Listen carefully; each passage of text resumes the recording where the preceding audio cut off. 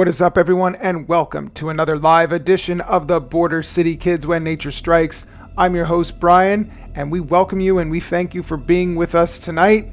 If you haven't already, we would appreciate it if you subscribe, if you like, and if you leave a comment for the show. Also, share the show with people you know, because we know that people are always interested in natural disasters of any type. Tonight, we will be covering the hurricane of 2017, the beast, Hurricane Irma. So stick around for a few minutes. We will get started. We're just going to give some time for people to join, but we welcome you to the show tonight, and we appreciate you being here. If you have any questions or any suggestions, we recommend that you leave them in the comments below, and we will get to your comments or suggestions for future episodes. But we have been posting episodes weekly for a few months now, and we're just getting into the swing of things. And like I said, tonight we are covering Hurricane Irma, which was the monster of 2017. So once again, we thank you for being here. Before we get started tonight, if you are living in Canada or the US, we are about to see a huge pattern shift coming up this weekend. We have quite a warm weekend, but looking into the future forecast into December, we are seeing that the pattern is looking like colder weather, especially around the Great Lakes. We are going to see a huge flip on temperatures and precipitation in the form of snow. So once again, thank you for being here. We will get started very shortly, but we appreciate you being here.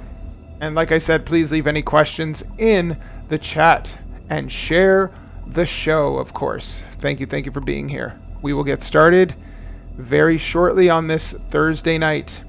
If you are looking for the Hurricane Irma episode, it will be not releasing tomorrow. We are going to put it out on our YouTube channel, the Border City Kids When Nature Strikes, on Sunday. Sunday is the day that we're aiming for. And next week will be focused on a tornado that touched down in Alabama. So we're going to swing over back to tornadoes. As we approach the winter months this year, we are going to swing into some significant past winter storms. Some very big ones that have affected multiple cities, towns, you name it. We're going to cover it this winter. So welcome to the show. Let's get her going.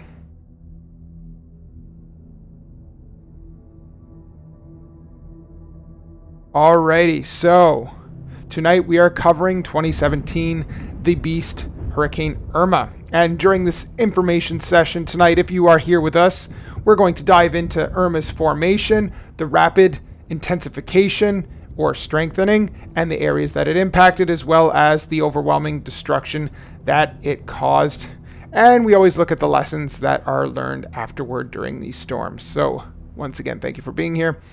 This storm, Hurricane Irma, will be remembered for its size, its strength, and its long-lasting effects felt months after the storm in communities across the Caribbean and as well as the United States. Let's get started tonight.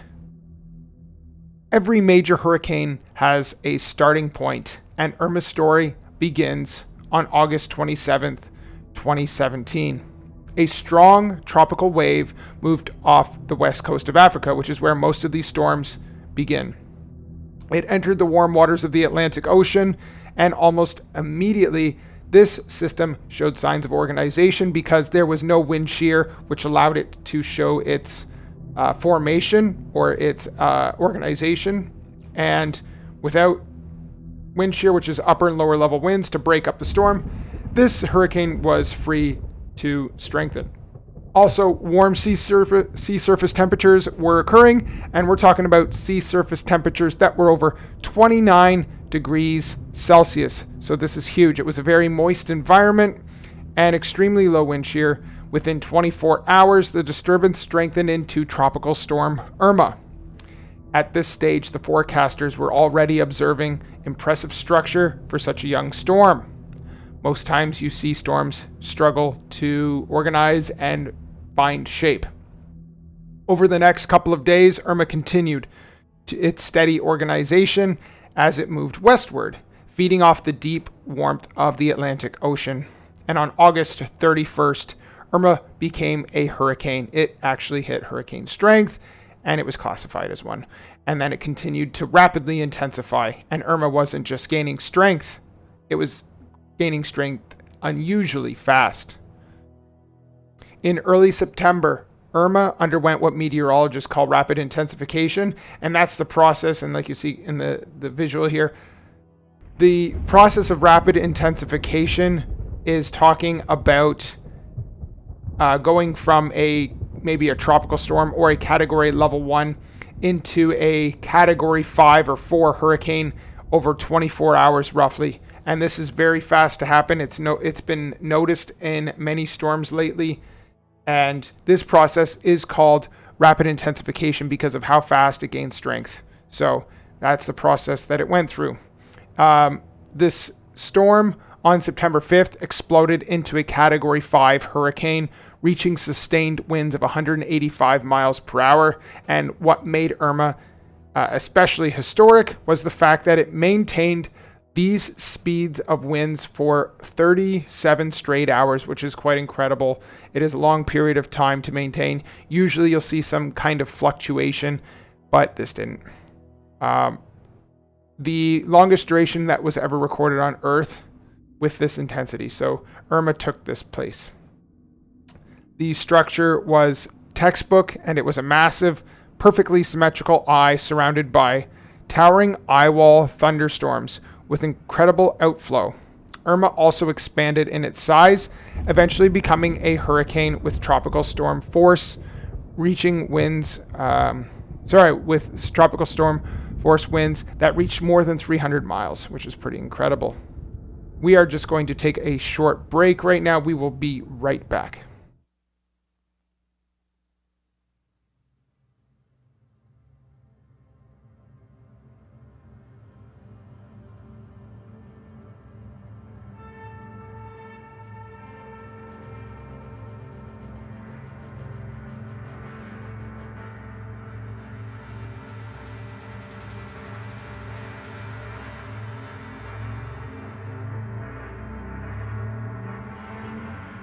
Alrighty, we are back and we welcome you again.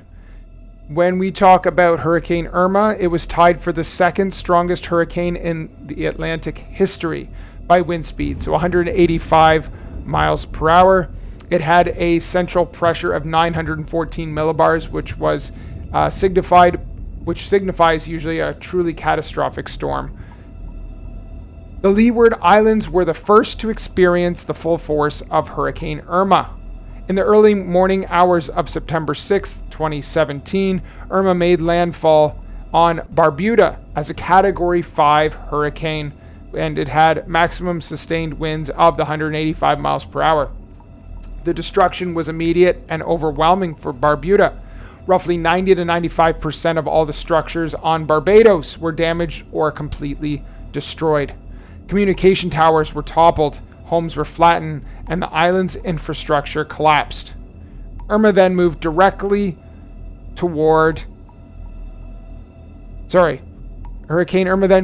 towards St. Martin and St. Barthélemy,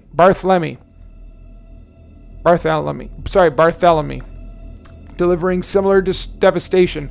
St. Martin experienced some of the most severe destruction of the entire event, which was pretty incredible as a Category 5 hurricane.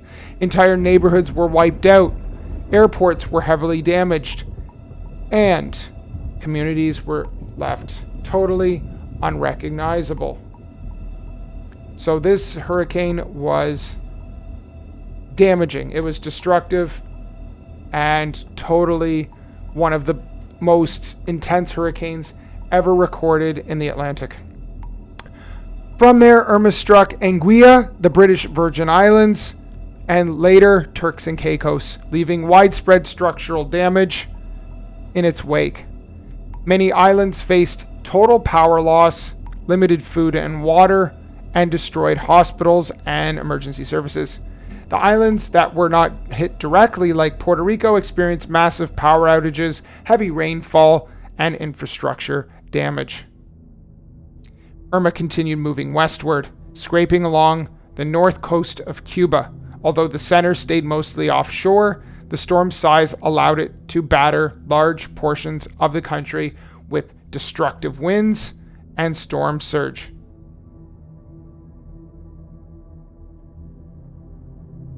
So this was a very, very destructive storm. Portions of northern Cuba experienced flooding that submerged entire streets and sent waves crashing into coastal buildings. After Cuba, Irma turned toward the Bahamas. Many outer islands saw storms. Let's take a look at some of these pictures. We see Hurricane Irma in the Caribbean here, right between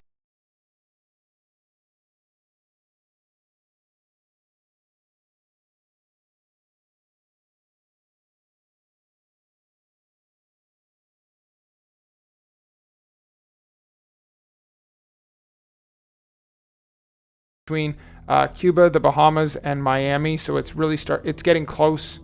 There is a certainty at this point that Florida will be hit by this hurricane, and that's what it did.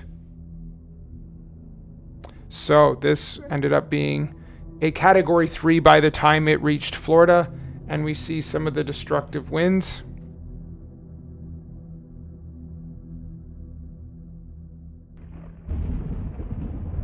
And sorry, just making sure we're all good to go here.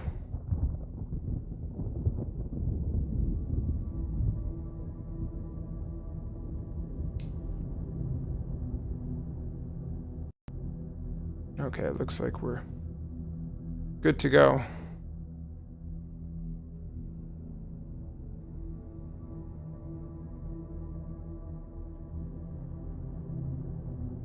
Let's see what's going on here with this.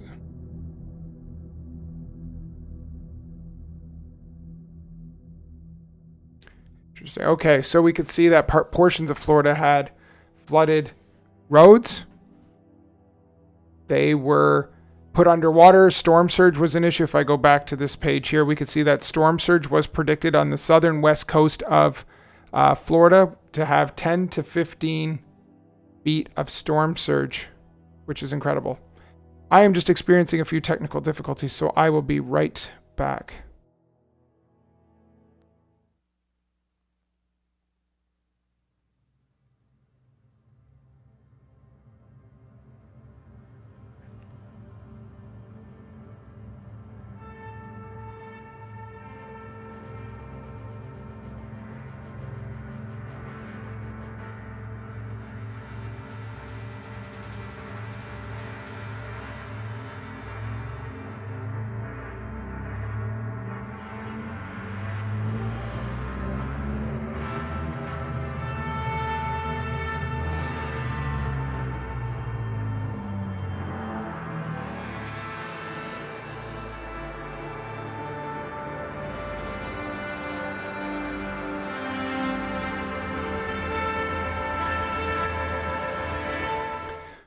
Okay, we are back, and I hope that we are good this time. I am experiencing a few technical difficulties on my end. I'm not sure why that is. Could be the internet acting up. We have had some extreme weather in the last few days where I am, so maybe that's been affected. I'm not sure. So I apologize for that. So we have been talking about Hurricane Irma and its destructive power and force, and this was where we left off. We have seen the Category 5 monster Irma pass through the Caribbean, and it looks like it's right past Cuba, between the Bahamas, and headed straight for Florida at this time. And at this point, it was a Category 5 hurricane. So if you were in the southern tip of Florida, you would be evacuating at this point for sure. You don't have much time. And even looking at the storm surge that's predicted, we're seeing the southern west coast of Florida getting 10 to 15 feet of storm surge, which is quite deadly. There's a lot of regions in the red, which means 5 to 10 feet. So we're looking up near Jacksonville, even some spots that are seeing 5 to 10 feet of storm surge. And that's very deadly because water does the most damage, and it is the most life-threatening portion of hurricanes. So let's go back into this here. Okay. As Irma approached the United States, Florida issued one of the most largest evacuation orders in American history. More than 6.5 million residents were forced or asked to evacuate. Highways became clogged because everyone tries to leave at the same time. Gas stations ran dry because all of their gas has been taken up by people, and shelters filled quickly. Many Floridians struggled to find fuel, water, and safe places to stay.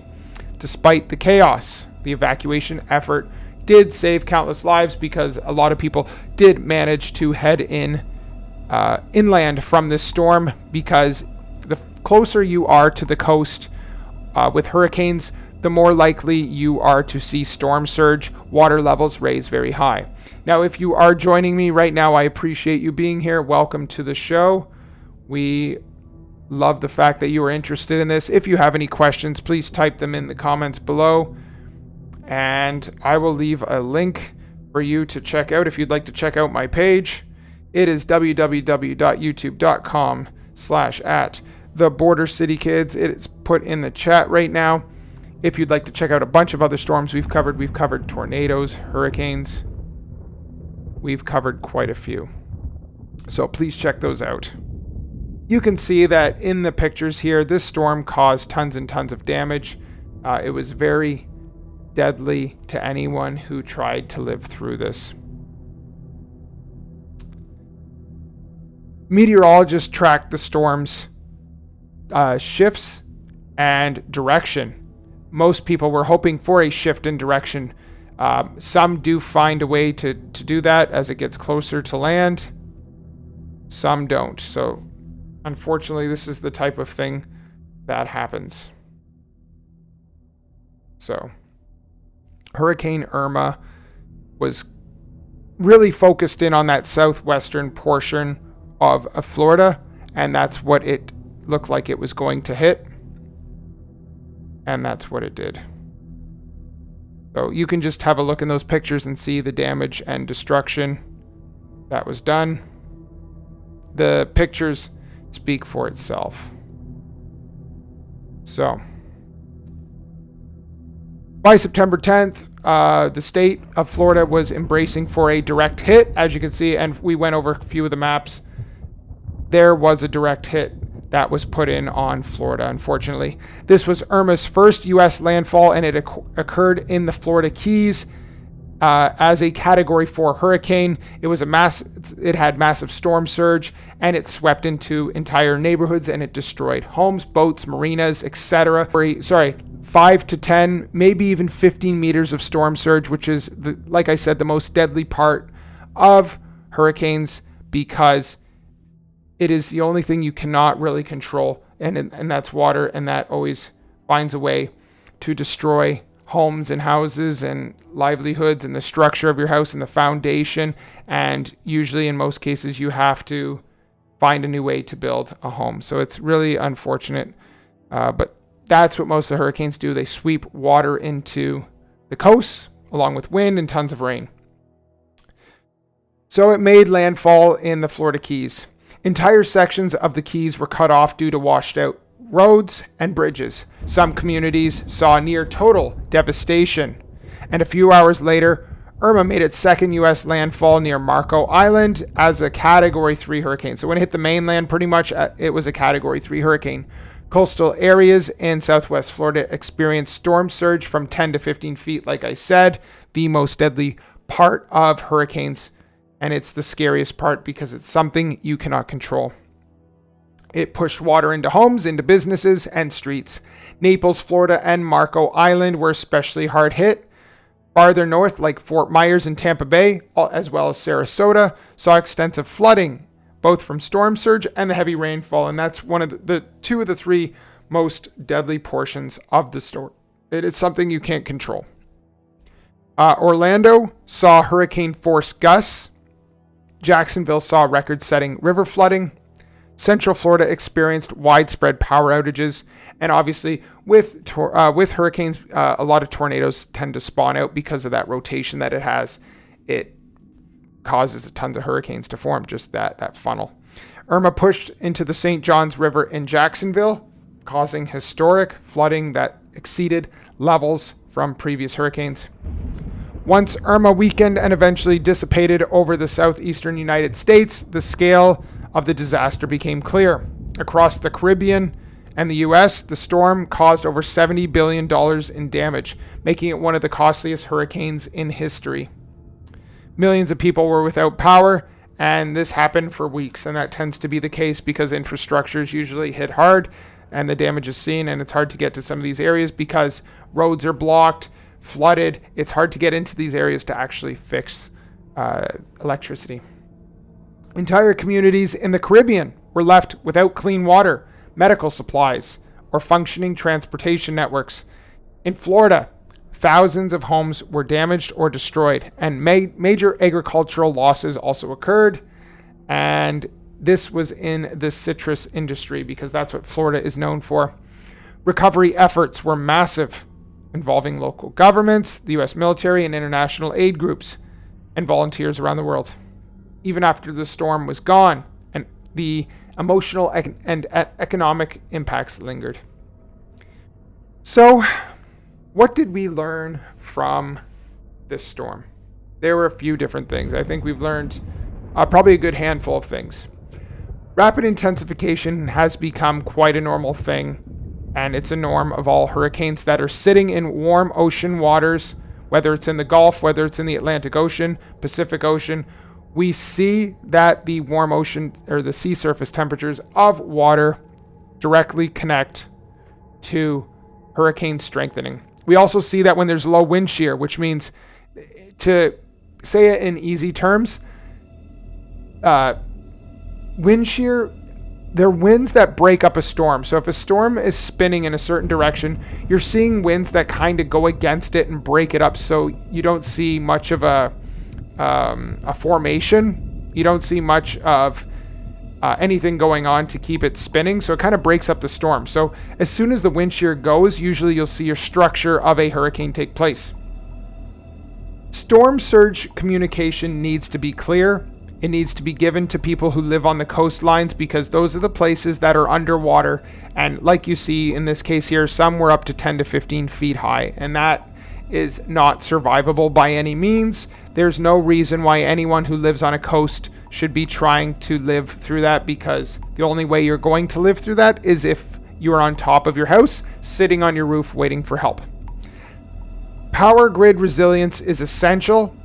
Like I said, millions lost electricity, and some systems were not built for this type of storm. The storm's power with wind and rain and water destroys power grids, and most aren't likely to recover. Evacuation planning needs to anticipate fuel shortages, and that's always the case. A lot of people do try and get to gas stations to fill up and make sure they're able to leave town, but if a ton of people are heading to the gas station at once, not only does it cause long lines, but you're also causing huge backups on highways and other getaway spots to get away from your location and further inland. The last thing I would say is that forecasting models are definitely improving. If you head over to the National Hurricane Center and you check every so often, especially during hurricane season, it is going to give you an overlook for the next week to let you know the odds of any hurricanes or tropical storms or tropical depressions forming within a week. So it'll give you pretty much like a week period to see if anything's going to form. And from that point there, it's going to give you a cone of uncertainty, which kind of gives it like a direction. Where's the storm going to go? Now, this year in particular, in the Atlantic Ocean and the Gulf of Mexico, we had a very, very quiet season. I think the latest hurricane we saw was Hurricane Melissa that formed, hit Jamaica, and then went up the east coast of the states. Obviously it missed, it was further east, so much of the coastline of the United States was not affected at all. But the forecasting models of these storms were actually pretty impressive because it actually nailed the fact that it was going to hover around Jamaica, it was going to build up to Category 5 strength, and it was going to plow through Jamaica, and it caused lots and lots of damage. But the good news is lots of people had a heads up on where exactly the storm was going. So if you were in Jamaica, you had quite a bit of time of notice to get out. And if you did try and live it out, hopefully you found your way inland away from the coastlines where storm surge is going to be totally catastrophic because the water does the most damage when we're talking about hurricanes. So overall, when we're thinking about Hurricane Irma, it was a storm that will be studied and remembered for decades.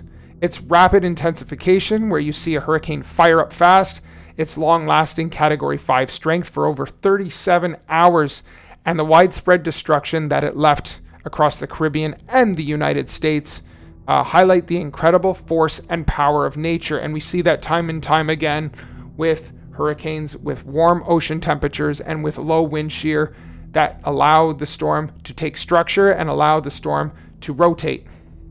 So if there are no questions tonight, I appreciate you being here.